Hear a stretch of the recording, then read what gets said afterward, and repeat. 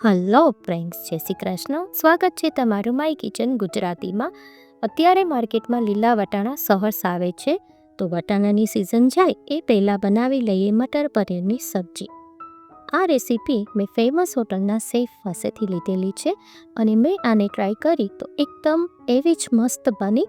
તો આ મટર પનીરની સબ્જી આપણે ક્રીમ અને બટરનો યુઝ નથી કર્યો, છતાં પણ એકદમ ક્રીમી અને હોટલ જેવી જ બને છે. તો ચલો બધી સિક્રેટ ટિપ્સ સાથે બનાવવાની શરૂઆત કરીએ. મટર પનીરની સબ્જી બનાવવા માટે આપણે કઢાઈ લઈશું. કઢાઈમાં 2 ચમચી આપણે તેલ લેવાનું છે. તેલ થોડું ગરમ થાય એટલે 2 નંગ આપણે મોટા કાંદા લઈશું. કાંદાને આ રીતે રફલી ચોપ કરી લેવાના છે અને તેલની અંદર લઈ લેવાના છે. ત્યારબાદ 15 નંગ લસણની કળી લઈશું. આપણે આમાં એક ગ્રેવી તૈયાર કરવાની છે, એના માટે આપણે આ બધી વસ્તુ કૂક કરવાની છે. હવે એની અંદર 1 ઇંચ આદુનો ટુકડો ઉમેરીશું. 2 લીલા મરચાં લેશું. બધું આપણે રફલી ચોપ કરીને જ લેવાનું છે. હવે એને આપણે થોડું આ રીતે હલાવતા જવાનું છે. ત્યારબાદ એમાં 2 નંગ મોટા ટમેટાં લઈશું અને 1 ચમચી એના ઉપર મીઠું લઈ લઈશું. મીઠું ઉમેરવાથી આ બધું ફટાફટ કૂક થઈ જશે. હવે આ આપણે ફૂલ ફ્લેમ પર જ કરવાનું છે. હવે એની અંદર આપણે 10થી 12 કોથમીરની દાંડી લેવાની છે. હોટેલમાં આ સબ્જીમાં કોથમીરની કૂણી દાંડી ઉમેરવામાં આવે છે. અને ત્યારબાદ 1 કપ લીલા ધાણા લઈશું અને બધું જ બરાબર આપણે કૂક થવા દેવાનું છે. જો આ રીતે તમે હલાવશો એટલે 2થી 3 મિનિટમાં ઇઝીલી કૂક થઈ જશે. આ રીતે થોડું સોફ્ટ થઈ જશે. જો આ રીતે બની જાય પછી એને આપણે ગેસની ફ્લેમ બંધ કરી અને એને ઠંડુ થવા દઈએ. હવે એ ઠંડુ થાય છે ત્યાં આપણે એક ડ્રાય મસાલો તૈયાર કરવાનો છે અને એ પણ આપણે ઘરે જ બનાવીશું. એના માટે આપણે એક કઢાઈ લઈશું. એમાં 1 ચમચી જીરું લઈશું અને 1 ચમચી આખી ધાણી લઈશું અને 2 તમાલપત્રના પાન લેવાના છે. આ બધું આપણે લો ફ્લેમ પર કરવાનું છે અને 2 લાલ મરચાં લઈશું અને બધું જ આપણે એને ડ્રાય રોસ્ટ કરવાનું છે. ત્યારબાદ 4 લવિંગ લઈશું અને 1 ટુકડો તજનો લઈશું. હવે 2 નંગ એલચી લેવાની છે. એલચીને આ રીતે ફોલીને એમાં એડ કરી દેવાની છે. હવે આ બધું જ આપણે શેકવાનું છે, પણ આને લો ફ્લેમ પર અને સુગંધ ના આવે ત્યાં સુધી આપણે શેકવાનું છે. એની શેકાઈ જશે એટલે મસ્ત સુગંધ આવવા લાગશે. ત્યારબાદ 1 ચમચી વરિયાળી ઉમેરીશું અને બધું જ આ રીતે આપણે શેકી લેવાનું છે. અને 10 નંગ આપણે કાજુ ઉમેરીશું. કાજુ ઉમેરવાથી સબ્જી એકદમ ક્રીમી બની જશે, કારણ કે આમાં આપણે કોઈ પણ બટર કે ક્રીમ યુઝ નથી કરવાના.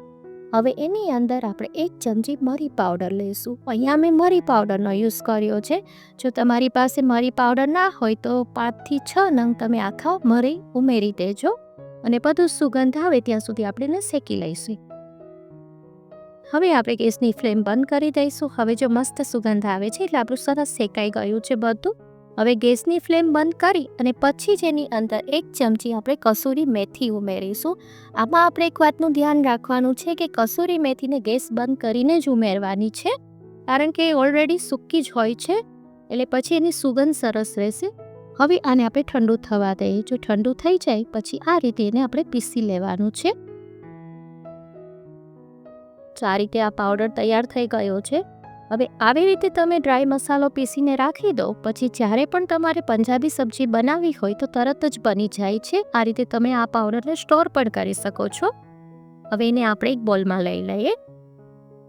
હવે જે આપણે બધી વસ્તુ સોતે કરી હતી, કૂક કરેલી હતી, એ પણ ઠંડી થઈ ગઈ છે. એની પણ આપણે એક ગ્રેવી બનાવવાની છે. જો આ રીતે ઠંડુ થાય પછી જ મિક્સર જારમાં લઈ અને એની આપણે ગ્રેવી તૈયાર કરીશું. જો આ ટાઈપની એકદમ ક્રીમી ગ્રેવી તૈયાર કરવાની છે. જો તમને આજની રેસીપી ગમે તો લાઈક કરજો, શેર કરજો અને મારી ચેનલમાં નવા હોય તો સબસ્ક્રાઈબ કરી દેજો અને બાજુમાં આવેલા બેલને પ્રેસ કરી દેજો, જેથી આવનારા બધા જ નવા વિડીયોનું નોટિફિકેશન તમને મળી જાય. જો આપણે આ ટાઈપની એકદમ સ્મૂથ પેસ્ટ બનાવવાની છે, એવી ગ્રેવી તૈયાર કરવાની છે.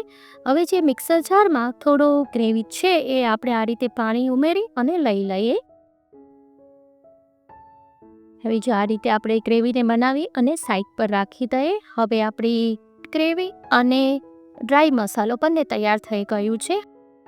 હવે આપણે મટર પનીરની સબ્જી બનાવીશું. એના માટે એક કઢાઈ લઈશું. એમાં 1 ટેબલ સ્પૂન ઘી લઈશું અને 2 ટેબલ સ્પૂન તેલ લઈશું. તેલ અને ઘી થોડું ગરમ થાય એટલે એની અંદર 1 ચમચી આપણે જીરું ઉમેરવાનું છે. અને જીરું થોડું થઈ જાય એટલે આપણે એની અંદર જે ગ્રેવી બનાવી છે તે એડ કરી દેવાની છે. આમાં આપણે ઘી અને તેલ બંને વસ્તુ લેવાની છે. હવે એની અંદર આપણે 1 ચમચી લાલ મરચું પાવડર ઉમેરીશું અને અડધી ચમચી હળદર પાવડર ઉમેરીશું અને બધું જ બરાબર હલાવી અને મિક્સ કરી દેવાનું છે. હવે આપણે ઢાંકણ ઢાંકી અને 5 મિનિટ માટે એને કૂક થવા દેવાનું છે. હવે અહીંયા મેં લીલા વટાણા લીધા છે, 2 કપ જેટલા લીલા વટાણા લીધા છે. વટાણાને આપણે છૂટા જ બાફવાના છે અને આનો કલર સરસ જળવાઈ રહે અને આખા રહે એ રીતે બાફવાના છે.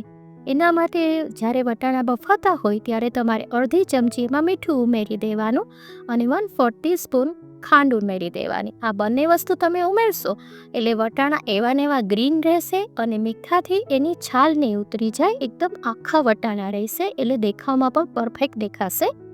આ રીતે આપણે એને વટાણા ઉમેરી અને હલાવી લેવાનું છે. પછી પાછું 5 મિનિટ માટે આપણે એને ઢાંકણ ઢાંકી અને કૂક થવા દેવાનું છે. હવે એની અંદર આપણે જે ડ્રાય મસાલો કરેલો છે તે એડ કરી દેવાનો છે અને એને પણ સરસ મિક્સ કરી દેવાનું છે. હવે પાછું આપણે 2 થી 3 મિનિટ માટે ઢાંકી અને ચડવા દઈએ, જેનાથી મસાલાની સુગંધ સબ્જીમાં સરસ આવી જશે. હવે જો સરસ મસાલાની પણ સુગંધ આવવા લાગી છે અને સરસ આપણું શાક તૈયાર થવા લાગ્યું છે. હવે એની અંદર આપણે 200 ગ્રામ પનીર ઉમેરીશું.